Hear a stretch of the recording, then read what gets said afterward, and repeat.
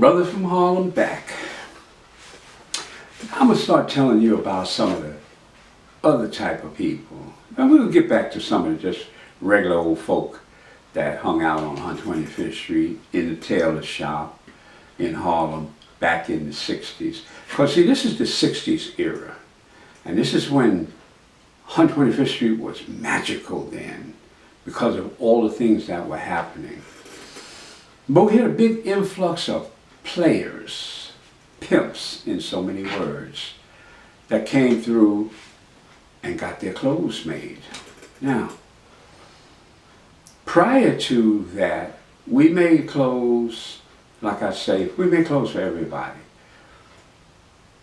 But we didn't start getting into the players until really and truly it got big 1965.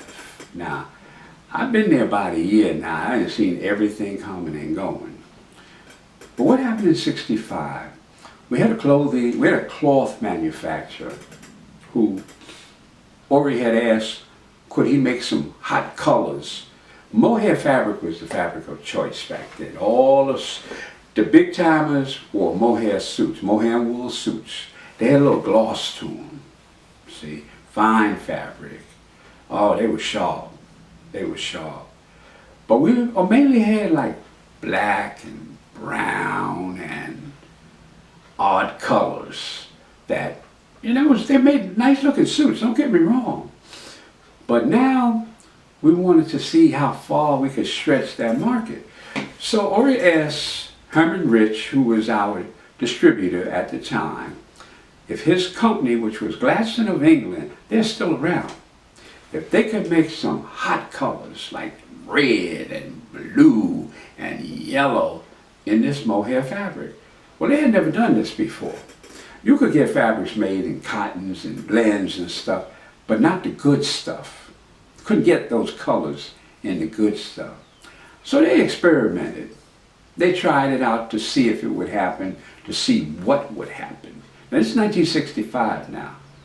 Now, they came out and they milled this special order. It was a special order. Now, usually when they mill fabric that's a special order, they have to mill a whole lot.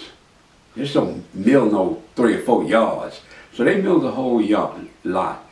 And then you have to remember, coloring it, you got to change the dye all the time to change whatever color it is. So they milled 100-yard rolls because they usually milled it like that, 100 yards, and they colored it like that.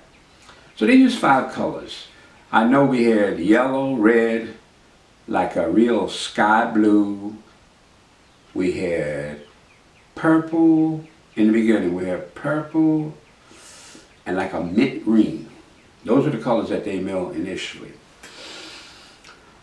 They bought us up 10 yards of each though, even though they milled 100. They were giving us 10 yards of each to see how this would work. But just so happened at that particular time, one of Ori's good clients was a brother named Johnny Thunder. Okay? And Johnny Thunder had a big time hit back then called Here We Go Loop-De-Loo, Here We Go Loop-De-Lie. And he had come in a couple of weeks prior. I think Johnny lived in New Jersey back then, either New Jersey or Connecticut back then. But at any rate, he came in a couple, he was going to open the show at the Apollo Theater in like 2 weeks. So he wanted something new and spectacular that he could wear and woo him, because that song here, it was on the Billboard charts, as they say. Here we go loop-de-loo, here we go loop-de-lie, here we go loop-de-loo, all on a Saturday night. Boy, I'm here to tell you, the song was hot, people popping their fingers off of it. So, this is how Ori grew, literally overnight. Well, we made a suit up for Johnny Thunder. Now, Johnny Thunder was one of them real dark-skinned, pretty brothers back then. Marcel, which is the wavy, the processed hair, and he worked out all the time, so he was jacked, you understand? They didn't call them six-packs back then, but Johnny was built nice because he was a tall statue brother, about 6'2", 6'3", probably weighed 220. But he always worked out, so he was, always buffed. Johnny needed a suit to open the show in a couple of weeks, which opens on a Friday, like I said, at the Apollo Theater, sing his hit song, "Here we go loop-de-loop, here we go loop-de-lie." Well, Johnny got, and he looked at all these now, because we had made Johnny a whole lot of black suits, a whole lot of brown suits, those colors, because that's what the mohair came in, and everybody wanted mohair, right? So this is what they had. But now we got these colors. Johnny comes into the tailor shop. "My man Ori, I need something to open the Apollo Theater." Ori said to Johnny, "I got some new fabrics and I want you to take a look at them." Let me tell you something. Johnny went over there and draped a couple of the pieces of fabric over his shoulder. Said, "Now this is what I'm talking about." Now remember I said Johnny was a very dark-skinned brother, but a good-looking man. And he picked out pink. Pink, mind you. Pink, P-I-N-K. Pink he picked out. Well, we made Johnny that suit. And that Friday, because see, I was backstage that Friday, so I could see what was happening, okay? Johnny got out there and he started singing his song, and he took his bow, walked off the stage. They were still applauding him. He did his little encore back out there, bowed some more, and the hollering didn't stop. Johnny know he got a hit song, so he thinks that they praising, mind you, this song. Now they were, don't get me wrong.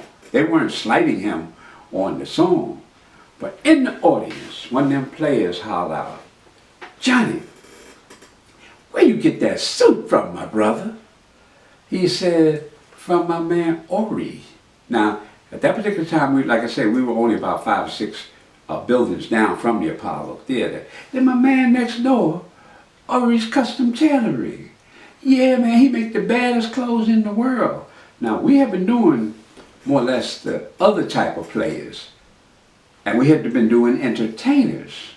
What we hadn't been doing at that particular time was the pimps. The other players we dealt with. But they all, they wearing the browns and the blacks and the charcoal grays and charcoal brown. They wearing all of that. So that was normal for them. But now all of a sudden they see Johnny Thunder, hitmaker, wearing a pink suit, Friday night. Now I want y'all to listen to me real carefully. It was Friday night. The brother told everybody in the audience, first of all, where he got the pink suit from, because they had never seen a pink suit before. They'd never seen one before. And wasn't nobody else making them. First of all, because nobody had the good fabric to make it out of in the first place. You can't make something if you don't have the fabric. But because we did so much business with Gladstone of England back in those days, they special ordered these colors up for us just to see how they would work. Friday night, after it was all over, I go home, I tell my wife about this, the excitement of the crowd, this, that, and the other. Now mind you, Saturdays I worked also. So I didn't just work Monday through Friday. I really worked Monday through Saturday. I've been working 6 days all my life. So that next day, like I said, we didn't open until 11 o'clock because most of our people were night people. They slept. We didn't open until 9 o'clock or even 10 o'clock in the morning. We didn't open until 11.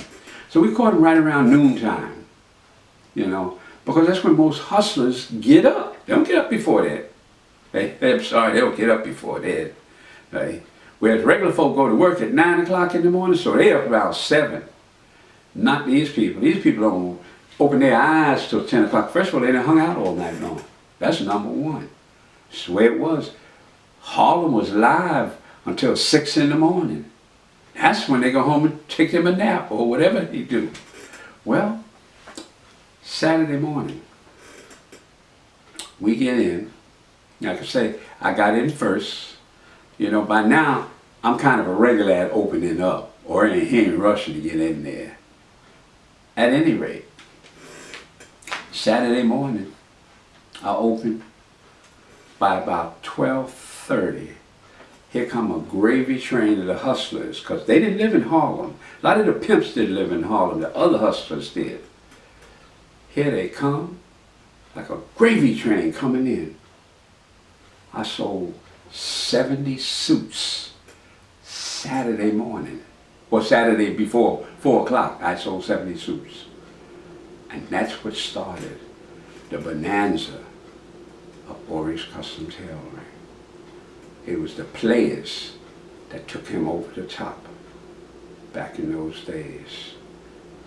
Next time I talk to you guys, I'll tell you what that was all about, how he became the man in America.